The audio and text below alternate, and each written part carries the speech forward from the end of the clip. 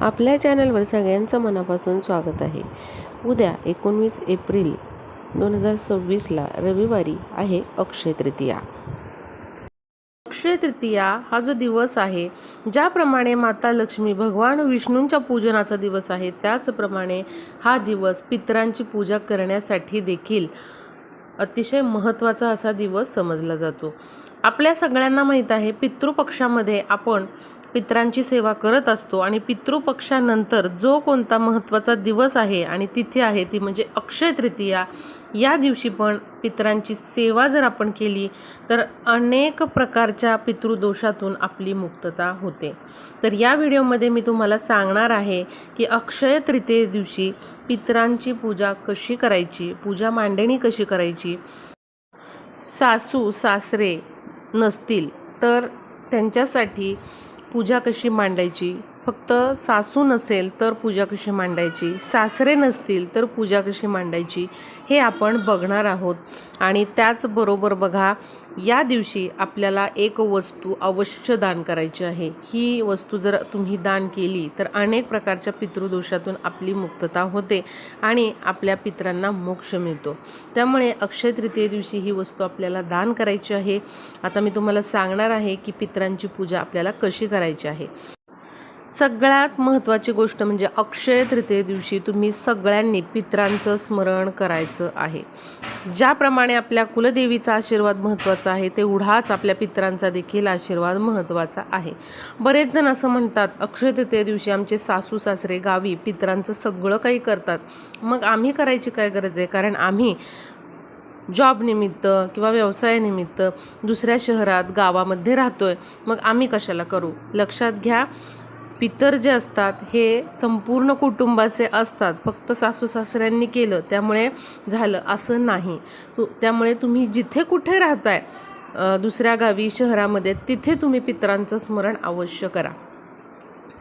आता बघा, प्रत्येकाला अशी पूजा मांडणं शक्य नाही आहे। त्यामुळे जर तुम्हाला जॉब निमित्त किंवा तुम्ही बिझी आहात तर तुम्ही काय करायचं आहे हे पण मी तुम्हाला सांगणार आहे। तुम्हाला समजा बाकीचे काहीही विधी करायला जमली नाहीत, अशी पूजा मांडणी करायला जमली नाही किंवा इतर काहीही सेवा तुम्हाला पितरांची जमत नाही आहे, तर अक्षय तृतीये दिवशी काय करायचं हे देखील मी तुम्हाला सांगणार आहे। आता 30 एप्रिल 2025ला बुधवार आहे आणि याच दिवशी अक्षय तृतीया आहे। बघा, सूर्याने पाहिलेली तिथी जी आहे तर ती बुधवारी आहे, त्यामुळे बुधवारीच आपण अक्षय तृतीया साजरी करणार आहोत। आता पितरांच्या सेवेसाठी योग्य वेळ कोणती? तर दुपारी 12 ते 1:30 ही जी वेळ आहे ही पितरांच्या सेवेसाठी अतिशय योग्य अशी वेळ आहे। या वेळेमध्येच आपल्याला पितरांसाठीच्या सेवा करायच्या आहेत। आता बघा, बऱ्याच जणांचं असं होतं, जॉबमुळे व्यवसायामुळे त्यांना काहीच सेवा करता येत नाहीत। जर तुम्हाला पितरांच्या कुठल्याच विधी करता येत नाही, त्यांनी काय करायचं आहे, हा उपाय करायचा आहे। बुधवारी अक्षय तृतीये दिवशी काय करायचं आहे, 12 ते 1:30 दुपारी 12 ते 1:30 या वेळेमध्ये तुम्हाला एक पाट घ्यायचा आहे। तो तुमच्या घरामध्ये दक्षिण दिशेला ठेवायचा आहे किंवा तिथे दक्षिणेकडची जी भिंत आहे, एखादी रूम आहे किंवा मग तुमचा ओपन स्पेस आहे, गॅलरी आहे, तिथे पण तुम्ही हे करू शकता। पाट ठेवा, त्यावर पांढरं वस्त्र ठेवा। आता तिथे थोडेसे गहू तुम्हाला ठेवायचे आहेत त्या पाटावर, किंवा गहू नसतील तर अखंड तांदूळ जे असतात ते ठेवा। तांदूळ वापरताना तुकडा तांदूळ वापरू नका, खंडित झालेले तांदूळ कधीही वापरायचे नसतात। तर तांदूळ किंवा गहू तिथे तुम्हाला ठेवायचे आहेत। त्या पाटावर जे वस्त्र आपण अंथरले, पांढरं वस्त्र, त्यावर गहू किंवा तांदूळ ठेवा। त्यावरती आपल्याला एक मातीची पणती जी आहे ती ठेवायची आहे, त्यामध्ये सिंगल वाट टाकायची आहे आणि या दिव्यामध्ये तुम्हाला तिळाचं तेल टाकायचं आहे। तिळाचं तेल नसेल तर घरातलं जे कोणतं तेल तुम्ही देवांसाठी वापरता ते वापरू शकता। आता अशा या दिव्याचं जे तोंड आहे ते दक्षिणेला करायचं आहे, तुमचं तोंड पण दक्षिणेला करायचं आहे आणि असा हा दिवा प्रज्वलित करायचा आहे। दिवा प्रज्वलित केल्यानंतर त्यामध्ये चिमूटभर काळे तेल टाकायला विसरू नका। पितरांच्या स्मरणासाठी, पितरांच्या सेवेसाठी त्यामध्ये अवश्य चिमूटभर का होईना काळे तेल टाकायचे आहेत आणि दक्षिणेकडे तोंड करून तुम्हाला तुमच्या पितरांचं स्मरण करायचं आहे। तुमचे सासू सासरे गेलेले असतील तर त्यांची नावं तुम्ही घेऊ शकता, किंवा जे आधीच्या पिढीतले होऊन गेलेले आहेत लोक त्यांचं तुम्ही स्मरण करायचं आहे आणि आमच्याकडून काही चूक भूल झालेली असेल, तुमची सेवा करायची राहिलेली असेल तर आम्हाला क्षमा करावी अशी तुम्हाला प्रार्थना करायची आहे. घरातील सर्वांनी जरी हा दिवा लावताना तिथे बसलं तरीही चालेल, पण अवश्य पितरांचं स्मरण हे तुम्हाला करायचं आहे. आणि बघा, दुसऱ्या दिवशी हा जो दिवा आहे तुम्हाला वाहत्या पाण्यामध्ये विसर्जित करायचा आहे. गहू किंवा तांदूळ जे आहेत तर ते देखील तुम्हाला पाण्यामध्ये विसर्जित करायचे आहेत किंवा पक्ष्यांना खाऊ घालायचे आहेत. तर असा हा उपाय तुम्ही करू शकता. आता बघा, असं समजण्यात येतं की अक्षय तृतीये दिवशी आपले पित्र आपल्या भेटीला येत असतात आणि आपल्या उंबरठ्याच्या बाहेर ते आलेले असतात. त्यामुळे जो कोणी पितरांचं स्मरण करतो त्यांच्यावर पितरांचा भरभरून आशीर्वाद जो आहे तर त्यांना तो मिळत असतो. त्यामुळे अक्षय तृतीये दिवशी जर तुम्ही पितरांचं स्मरण केलं तर बघा, तुमचे पितृदोष असतात ते दूर होतात.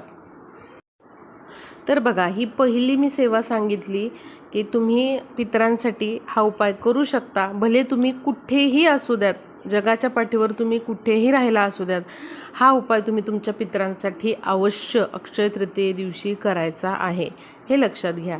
याशिवाय बघा, पाण्याचा माठ एक विकत घ्या तुम्ही.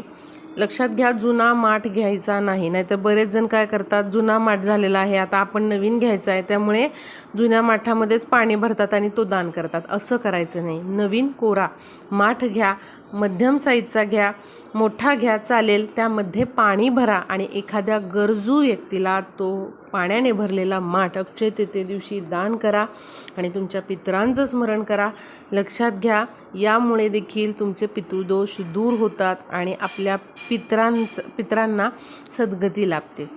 त्यामुळे हा पण उपाय तुम्ही करू शकता जर बाकीचे तुम्हाला विधी किंवा पूजा मंडळी जमणार नसेल तर. हे दोन मी तुम्हाला उपाय जे आहेत ते सांगितलेले आहेत. आता बघूया अक्षय तृतीये दिवशी पितरांची पूजा कशी करायची. आता पहिल्यांदा मी तुम्हाला सांगते, सासू आणि सासरे दोन्हीही नसतील तर पितरांची ही पूजा अक्षय तृतीये दिवशी कशी करायची. यासाठी काय करायचं बघा, दुपारी 12 वाजता पूजेला बसायचं. दक्षिणेकडे तोंड करून बसा आणि तिथे एक पाट अंथरा, त्यावरती पांढरं वस्त्र अंथरा. त्यानंतर त्यावर एक पत्रावळी ठेवा किंवा एखादं ताट घेतलं तरी चालेल. आता त्यामध्ये पावशेर, अर्धा किलो अशा प्रकारे गहू आपल्याला त्यामध्ये भरायचे आहेत. बऱ्यापैकी गहू आपल्याला ते भरायचे आहेत. अगदी थोडेसेच घेतलेले आहेत असं करू नका. पावशेर, अर्धा किलो, 1 किलो तुम्ही असे ठेवू शकता. आता त्यानंतर आपल्याला काय करायचं आहे, एक मोठा माठ घ्यायचा आहे. लक्षात घ्या, सासू आणि सासरे नसतील तर ही पूजा कशा करायची पहिल्यांदा हे तुम्हाला सांगते मी. गहू घ्या, त्यावर आपल्याला एक असा मोठा माठ घ्यायचा आहे. बऱ्यापैकी मोठ्या आकाराचा माठ घ्या, म्हणजेच याला केळी असं म्हणतात. आता जर सासू नसेल तुम्हाला तर ही केळी जी आहे तर ती पूजली जाते. म्हणजे मोठ्या आकाराचा जो माठ आहे तुम्हाला इथे दिसतोय व्हिडिओमध्ये, तर तो पूजला जातो जर सासू नसेल तर. आणि अजून एक छोटासा माठ घ्यायचा आहे किंवा छोटंसं एक तुम्हाला सुगडं घ्यायचं आहे छोट्या आकाराचं. जर तुमचे सासरे नसतील तर तो छोटा माठ म्हणजेच करा पूजला जातो. आता दोन्हीही माठांमध्ये तुम्हाला पाणी भरायचं आहे. त्यामध्ये तुम्हाला अष्टगंध, हळद, कुंकू, अक्षदा, 1 रुपयाचं नाणं, सुपारी, फूल हे दोन्ही माठांमध्ये तुम्हाला टाकायचं आहे. आता केळीमध्ये हे सगळं भरल्यानंतर आंब्याचा डहाळा जो आहे तो टाकायचा आहे. आता लक्षात घ्या, तुमच्याकडे जर आंब्याचा डहाळा टाकण्याची पद्धत नसेल तर नाही टाकला तरी चालेल, पद्धत असेल तर तुम्ही टाकू शकता. आता या केळीला म्हणजे मोठ्या माठाला आणि कराला, छोट्या माठाला तुम्हाला जे रक्षासूत्र असतं, कलावा असतो, लाल पिवळा धागा, त्याचे 3 वेळा तो गुंडाळायचा आहे. म्हणजे विषम संख्येमध्ये तो गुंडाळायचा आहे, कारण ही पितरांची पूजा आहे. दोन्हीही माठांना 3 वेळा अशा प्रकारे रक्षासूत्र जे आहे ते बांधून घ्यायचं आहे त्याच्या गळ्याभोवती. आता ही जी केळी आहे त्या गव्हावर ठेवायची, म्हणजे मोठा माठ ठेवायचा आणि त्यावर छोटा माठ म्हणजे करा जो आहे त्यावर ठेवायचा. आता आंबा त्यावरती ठेवायचा. काही ठिकाणी खरबूज पण वापरलं जातं, तर खरबूज देखील तुम्ही त्यावर ठेवू शकता. आता नक्की तुमच्या घरामध्ये पितरांच्या पूजेसाठी काय वापरलं जातं हे तुम्ही तुमच्या घरातील इतर व्यक्तींना विचारू शकता. जे मोठे असतात त्यांना विचारू शकता आणि अशा पद्धतीने तुम्ही हे पूजन करायचं आहे. आंबा ठेवा, नाहीतर खरबूज ठेवा, एखादं फूल अर्पण करा. आणि बघा, सुरुवातीला हे पूजन करण्याच्या आधी पणती जी आहे तर ती प्रज्वलित करा. दक्षिणेकडे तोंड करून ही पणती प्रज्वलित करायची आहे आणि नंतर हे पूजन करायचं आहे. तिथे बसून तुम्ही पितरांचं स्मरण करायचं आहे. घरातील सगळ्यांनी तिथे बसायचं आहे आणि हे स्मरण करायचं आहे. आणि अजून एक गोष्ट म्हणजे ह्या दोन्हीही माठांवर तुम्हाला चंदनाने किंवा अष्टगंधाने उभ्या रेषा मारायच्या आहेत. 5 रेषा मारायच्या आहेत. ज्याप्रमाणे आपण कलशाला हळद कुंकाच्या रेषा मारतो, पण कलशाला या मारत असताना आपण खालून वर या रेषा ओढत असतो. पण ही पितरांची पूजा आहे, त्यामुळे वरून खाली आपल्याला चंदनाने दोन्हीही माठांवरती रेषा ओढायच्या आहेत. आणि अशा प्रकारे हे जे पूजन आहे ते आपल्याला करायचं आहे. सगळ्या कुटुंबाने तिथे एकत्र बसून त्यांचं स्मरण करायचं आहे. आणि जर आमच्याकडून काही चुका झालेल्या असतील तर आम्हाला माफ करा आणि तुमचा कृपा आशीर्वाद आमच्या संपूर्ण घरादारावर राहू द्यात अशी तुम्हाला प्रार्थना करायची आहे. आता बघा, अशा पद्धतीने ही पूजा मांडणी झाल्यानंतर आपल्याला एक छोटंसं हवन करायचं आहे. हवन कुंड असेल तर ते घ्या किंवा ताम्हण असेल तर ते घ्या. आता यामध्ये काय करायचं, आपल्याला शेणाची गौरी जी आहे ती खूप आवश्यक आहे, ती ठेवायची आहे. समिधा असतील तर त्या तुम्ही एक 4-5 समिधा त्यामध्ये ठेवू शकता. कापूर ठेवायचा आहे आणि तुम्हाला असं हवन करायचं आहे. बघा, शेणाची गौरी आपल्याला या दिवशी अवश्य घरामध्ये जाळायची आहे. यामुळे बघा, शेणाची गौरीमध्ये पंचमहाभूतांचा समावेश असतो आणि यामुळे आपल्या पितरांना तृप्ती मिळत असते. त्यामुळे बघा, अवश्य या दिवशी आपल्याला शेणाची गौरी जी आहे ते घरामध्ये त्याचं हवन करायचं आहे. हवन करताना आपल्याला त्यामध्ये थोडंसं तूप टाकायचं आहे आणि त्याचबरोबर काळे तीळ देखील टाकायचे आहेत. या दिवशी पुरणाचा स्वयंपाक बऱ्याच घरांमध्ये केला जातो किंवा जो काही तुम्ही स्वयंपाक केलेला आहे, वरण, भात, भाजी, तर त्याचा नैवेद्य तुम्हाला पितरांना दाखवायचा आहे. या दिवसापासूनच बऱ्याच घरांमध्ये आंबा खायला सुरुवात होते. त्यामुळे या दिवशी बघा, आमरस करण्याची पण पद्धत आहे. तर आमरस देखील तुम्ही या दिवशी करून अशा प्रकारे त्याचा नैवेद्य दाखवू शकता. जो काही नैवेद्य तुम्ही केलेला आहे तर तुम्हाला एकत्र तो चुरायचा आहे. भात, भाजी, वरण, पुरणपोळी, आमरस जे काही केलेलं आहे ते एकत्र करायचे, तुम्हाला ते चुरायचं आहे. आणि कावळ्याला तुम्हाला घास ठेवायचा आहे. टेरेसवर ठेवा किंवा अंगणामध्ये ठेवा, पण आपल्या पितरांच्या नावाने तुम्हाला अवश्य कावळ्याला हा घास खाऊ घालायचा आहे. आता बघा, जर सासू नसेल तुमची तर जो खालचा माठ आहे म्हणजे केळी आहे, फक्त त्याचं पूजन करायचं. बाकी पूजा सेमच करायची. आणि करा जो आहे तो नाही पूजायचा. जो मोठा माठ आहे खालचा तो पूजायचा. त्यावर आंबा नाहीतर खरबूज ठेवायचं. आणि फक्त जर सासरे नसतील तर जो वरचा करा आहे तोच तुम्हाला पूजायचा आहे. गहू घेऊन त्यावरती फक्त कराचं पूजन तुम्हाला करायचं आहे. तर अशा प्रकारे तुम्ही हे जे पूजन आहे पितरांचं ते करू शकता. अक्षय तृतीये दिवशी तुम्हाला म्हणजे सासू नसेल तुमची तर एखाद्या महिलेला जेवू घालायचं आहे. सासरे नसतील तर एखाद्या पुरुष व्यक्तीला जेवू घालायचं आहे.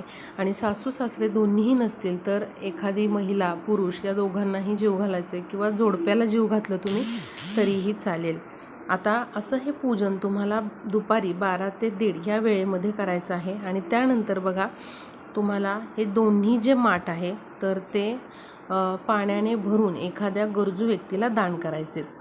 किंवा तुम्हाला कोणाला हे माठ जे आहे ते देणं जमलं नाही तर एखाद्या मंदिरामध्ये ते नेऊन ठेवा. जे गहू आहेत ते देखील तुम्हाला गरजू व्यक्तीला दान करायचे आहेत. त्याचबरोबर जे काही आंब्याचे डहाळे, फुलं आहेत तर ते तुम्हाला निर्माल्यामध्ये पाण्यामध्ये विसर्जित करायचे आहेत. जी पणती आपण प्रज्वलित केलेली असते तर ती देखील पाण्यात विसर्जित करा. कणकेचा दिवा लावलेला असेल तर तो देखील तुम्ही विसर्जित करू शकता. त्याचबरोबर जो आंबा आपण ठेवलेला असतो तर तो देखील दान करायचा आहे आणि नैवेद्य म्हणून देखील एक आंबा आपल्याला दाखवायचा आहे, तो पण आपल्याला दान करायचा आहे। तर अशा प्रकारे आपल्याला पितरांचं पूजन अक्षय तृतीये दिवशी करायचं आहे। आता हे लक्षात घ्या, 3 पिढ्यांचा पितृदोष आपल्याला लागू शकतो। त्यामुळे जरी सासू सासरे तुमचे असले तरी देखील अक्षय तृतीये दिवशी एक नवीन माठ खरेदी करा, त्यामध्ये पाणी भरून तुम्ही गरजू व्यक्तींना दान करा किंवा एखाद्या मंदिरामध्ये ठेवून या। असं केल्याने देखील जे काही आपले 3 पिढ्यांपासूनचे पितृदोष आहेत तर ते देखील दूर होतात। त्यामुळे ज्यांना अशी ही पूजा करणं शक्य नाही आहे त्यांनी असा हा माठ घेऊन नक्की तो दान करा। तर सांगितल्याप्रमाणे नक्कीच तुम्ही पितरांची पूजा अक्षय तृतीयेला 30 एप्रिलला बुधवारी दुपारी 12 ते 1:30 या वेळेमध्ये करायची आहे। ज्यांना पूजाविधी किंवा बाकीचे विधी शक्य नाहीत त्यांच्यासाठी पण मी सांगितलेले आहेत की काय सेवा तुम्ही पितरांच्या करायच्या आहेत। व्हिडिओला जास्तीत जास्त शेअर करा म्हणजे सर्वांना ही माहिती समजेल।